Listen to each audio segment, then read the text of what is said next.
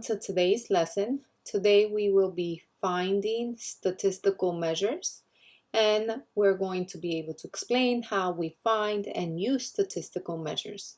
So let's take a look at today's Do Now. Looking at the given list of numbers, which number is represented the most? So we can clearly see that the number 3 is represented the most in the given data.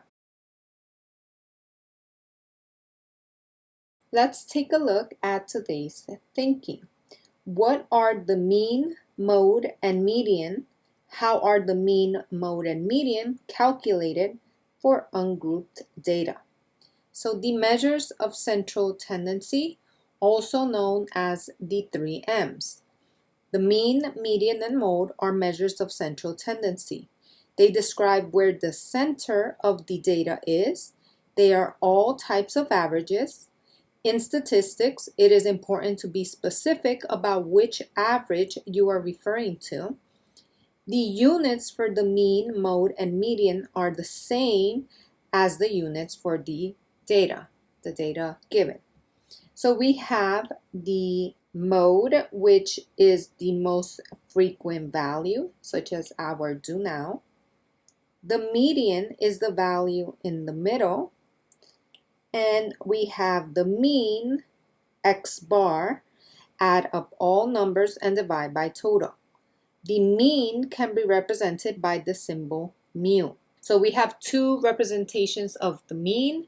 We could represent mu to represent the mean, or x bar. Now here is the formula that you will find on your formula booklet. This is the formula on how you calculate the mean. Looks very complex. It is actually exactly what I said. You are adding all up your numbers and dividing by your total. So they use sigma notation, which is just a fancy way of saying adding up given values, the sum of n pieces of data. Before we move on, let's take a look at skewness. So we have something that can be negatively skewed, which all that means is that the mean is going to be the least value. So we have the mode is greater than the median, which is greater than the mean. Sometimes a given data has no skewness, is normal, which just means that everything is equal to the mean, creating a normal bell curve.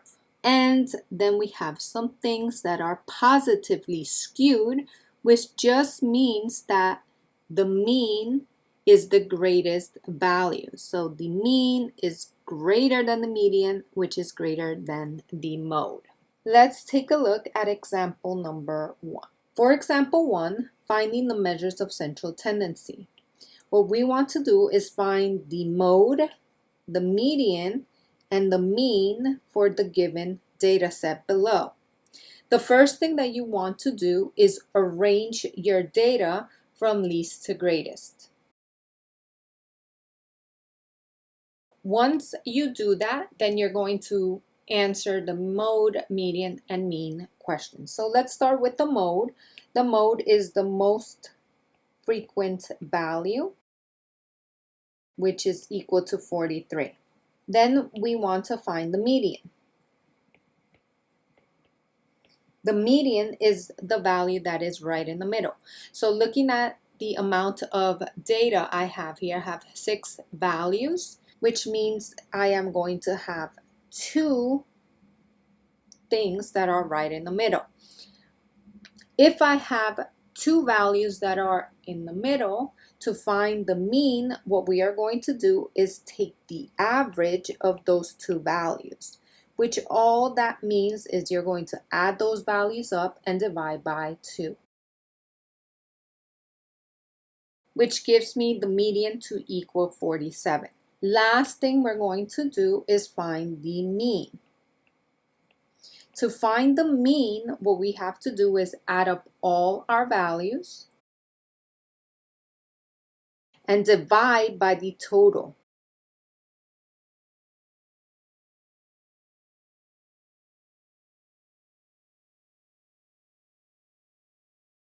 So our mean is equal to 50.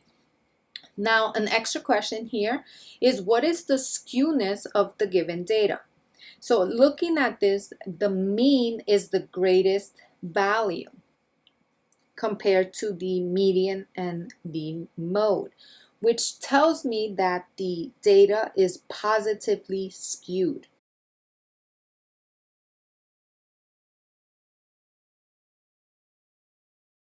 Let us take a look at our next page. So in this section, what are quartiles? Quartiles are measures of location. Quartiles divide a population or data set into 4 equal sections. So we have the lower quartile, Q1, Q sub 1, first quartile, splits the lowest 25% from the highest 75th percent. The median, Q2, splits the lowest 50% from the highest 50%. The upper quartile, Q3, splits the lowest 75th percent from the highest 25th percent. There are different methods of finding quartiles. Values obtained by hand and using technology may differ. They may differ due to rounding or representing our answer in 3 significant figures. You will be expected to use the GCD, which is your graphing device calculator, to calculate quartiles. What are the range and the interquartile range? The range and the interquartile range are both measures of dispersion. They describe how spread out the data is. The range is the largest value of the data minus the smallest value of the data. The interquartile range is the range of the central 50% of data. It is the upper quartile minus the lower quartile. So IQR for interquartile range is equal by taking the third quartile and subtracting the first quartile. And last, what is the standard deviation and the variance? The standard deviation and the variance are both measures of dispersion. So they describe how spread out the data is in relation to the mean. The variance is the mean of the squares of the differences between the values and the mean. Very wordy. The variance is denoted by sigma squared. This is sigma, lowercase sigma. The standard deviation is the square root of the variance. Standard deviation is denoted by sigma. The units for standard deviation are the same as the units for the data. The units for the variance are the squares of the units for the data, right? Because the variance is sigma squared. So here is a graph, and what we are doing is we're focusing on the mean. X bar, also mu, right? They represent the same thing. So when we're talking about standard deviation and variance, we're comparing it to the mean and determining how spread out something is. So for the first one, the data is not spread out too much.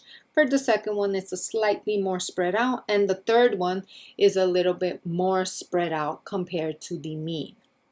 That's all we are looking at when talking about standard deviation and variance. So let us practice this skill. In example number 2, quartiles, range, variance, and standard deviation. Given the data set, find Q1, Q2, Q3, all the quartiles, we want to find the range and the interquartile range, and we want to calculate the variance and standard deviation. So what we are going to do is order your data from least to greatest. Once you order the data, when you are looking for the quartiles is to find the median. The median is in between 43 and 51. As we did before, right, we did find the median.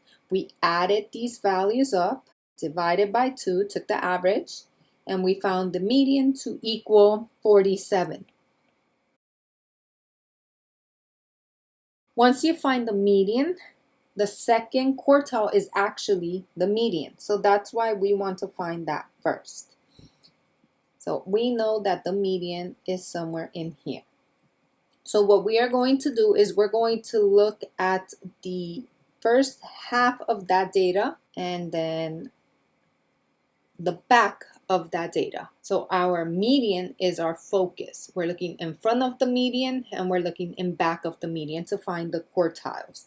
So the first quartile, looking at these three numbers, we're going to find the median of those three numbers. So we have 43. To find the third quartile, we're going to look in back of the median, the original median, right? Quartile 2, and we're going to find the median of those three values. All right, so part A, quartiles are done. We found all three quartiles. Besides this, sometimes what they tend to ask us is to find the minimum value and the maximum value. So let me just include that in here.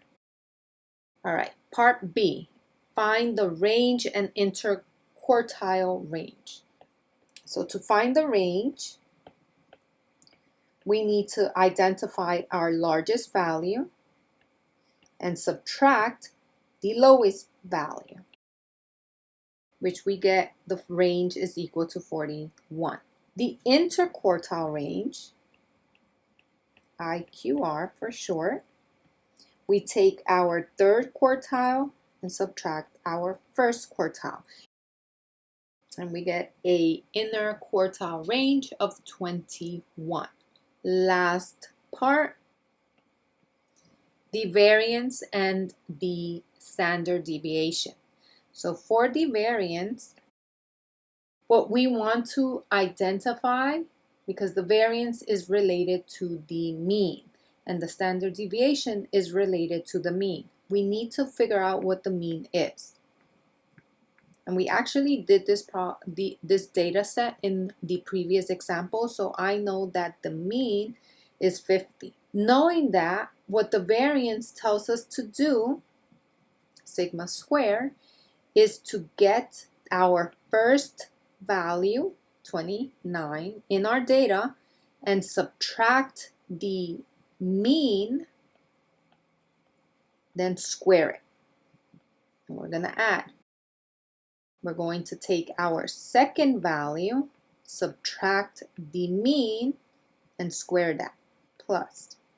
We're going to take our third value, subtract the mean, and square that.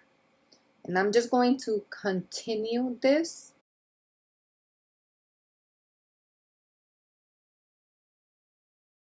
We're pretty much taking the average of our data here.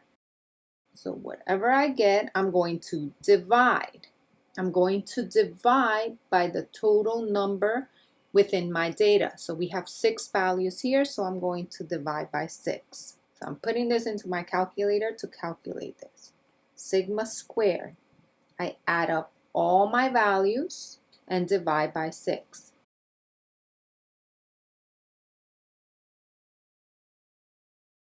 All right, so for my variance, what I end up getting, sigma squared represents the variance, to 3 significant figures, because we do want to get in the habit of writing our answers to 3 sig figures unless they tell me otherwise, would be 189.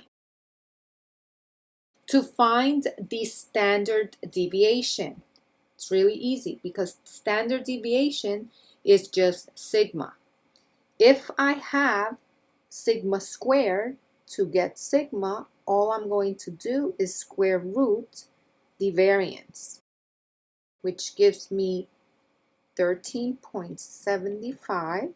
To 3 sig figures, that would be 13.8. All right, so keep learning, keep growing, and I will see you in our next video.